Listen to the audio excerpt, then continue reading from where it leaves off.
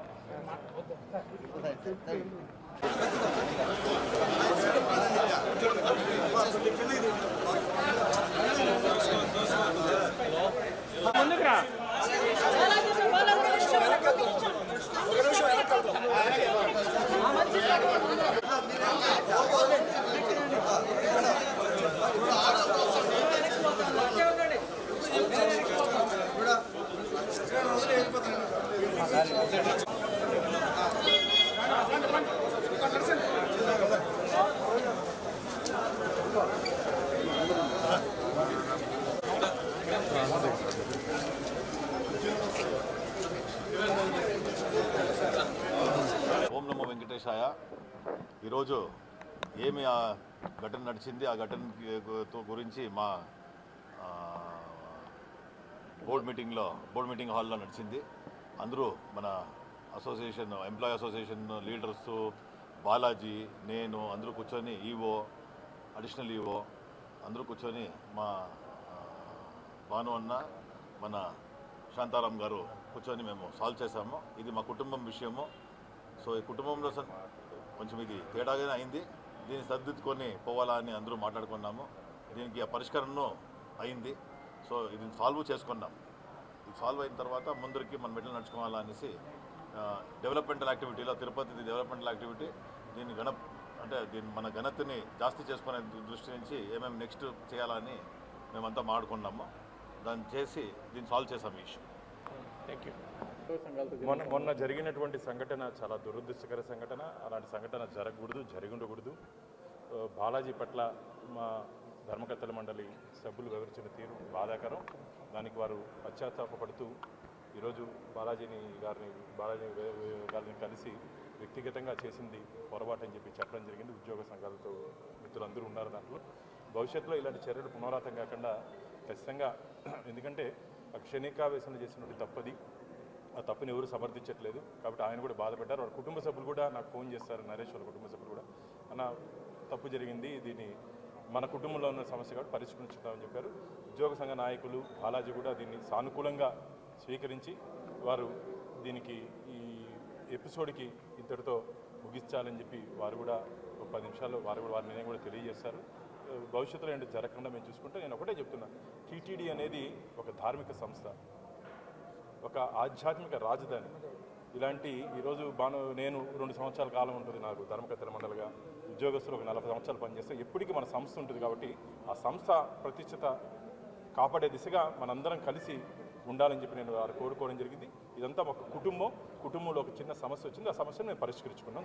ఒక 3 రోజుల క్రితం టీటీడీ ఉద్యోగి పైన అనుచితంగా ప్రవర్తించినటువంటి బోర్డు మెంబర్ నరేష్ కుమార్ గారు అది జరగకూడనటువంటి ఒక సంఘటన తిరుమలలో జరిగింది.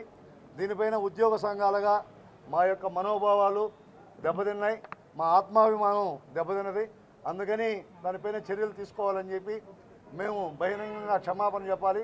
అదేవిధంగా ఆయన తన సభ్యత్వానికి రాజీనామా చేయాలనేటువంటి ఈ మెయిన్ డిమాండ్తో మేము 2 రోజుల పాటు ఆందోళన నిర్వహించాం. మా యొక్క ఆందోళనను దృష్టిలో పెట్టుకొని జరిగినటువంటి సంఘటన మొత్తం కూడా రాష్ట్ర ప్రభుత్వం అదేవిధంగా టీటీడీ యాజమాన్యం క్షుణ్ణంగా వీడియోలు అన్నీ కూడా పరిశీలించిన తర్వాత ఈ జరిగినటువంటి సంఘటన వాస్తవమైనటువంటి నిర్ధారించుకున్న తర్వాత ఏదైతే టీటీడీ ఉద్యోగులుగా మేమందరం ఏదైతే కోరామో అది కరెక్ట్ అనేటువంటి విషయాన్ని టీటీడీ బోర్డు, టీటీడీ ఈఓ, అదేవిధంగా అడిషనల్ ఈఓ, మిగిలిన జేఈఓలు అందరూ కూడా యునానిమస్గా అంగీకరించారు. జరిగినటువంటి సంఘటన పొరపాటు, ఇలాంటి సంఘటన భవిష్యత్తులో జరగకూడదని చెప్పి ఆయన్ని మన భక్తులకి అదేవిధంగా టీటీడీ ఉద్యోగులకి ఆయన క్షమాపణ తెలియజేశారు. కాబట్టి సంస్థ యొక్క ప్రయోజనాలని దృష్టిలో పెట్టుకొని భవిష్యత్తులో ఇలాంటి సంఘటనలు పునరావృతం కాకూడదని చెప్పని మేము గట్టిగా మా అభిప్రాయాన్ని టీటీడీ బోర్డుకి యాజమాన్యానికి తెలియజేశాం. వాళ్ళందరూ కూడా దాంతో ఏకీభవించారు. అదేవిధంగా మిగిలినటువంటి ఉద్యోగుల సమస్యలపైన కూడా టైం బేస్డ్గా ఖచ్చితంగా పరిష్కారం చేయడానికి మేము ప్రయత్నం చేస్తామని చెప్పి వాళ్ళు హామీ ఇచ్చారు. ఈ హామీని మేము దృష్టిలో పెట్టుకొని మా యొక్క ఆందోళనని విరమిస్తున్నాం. అవన్నీ కూడా రిస్టోరేషన్ జరుగుతాయి. ఈ 2-3 నెలల్లో ఏవైతే సస్పెన్షన్లు, ట్రాన్స్ఫర్లు ఏదైతే అనవసరంగా జరిగాయో వాటన్నిటినీ ఖచ్చితంగా రెస్టోర్ చేస్తామని చెప్పి, పరిష్కారం చేస్తామని చెప్పారు, హామీ ఇచ్చారు. ఆ రకంగా చర్యలు తీసుకుంటామని కూడా వాళ్ళు చెప్పారు. వెంకటేశయ్య, ఇటీవల జరిగిన బోర్డు మెంబర్ మా ఎంప్లాయీని తిట్టడం జరిగింది కదా, దాని మీద జరిగిన ఇష్యూస్లో ఈరోజు బోర్డు మెంబర్ గారు, ఈఓ, అడిషనల్ ఈఓ గారు అందరూ పిలిచి అతను మాట్లాడించి బోర్డు మెంబర్ దగ్గర క్షమాపణ చెప్పించారు.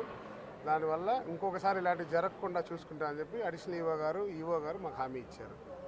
ధన్యవాదాలు. ఈ మధ్యకాలంలో 3 ఇన్సిడెంట్స్ జరిగినాయి. ఆ ఇన్సిడెంట్స్ దాని మీద స్థానికంగా పరిష్కరిస్తామని చెప్పి మాట ఇచ్చారు.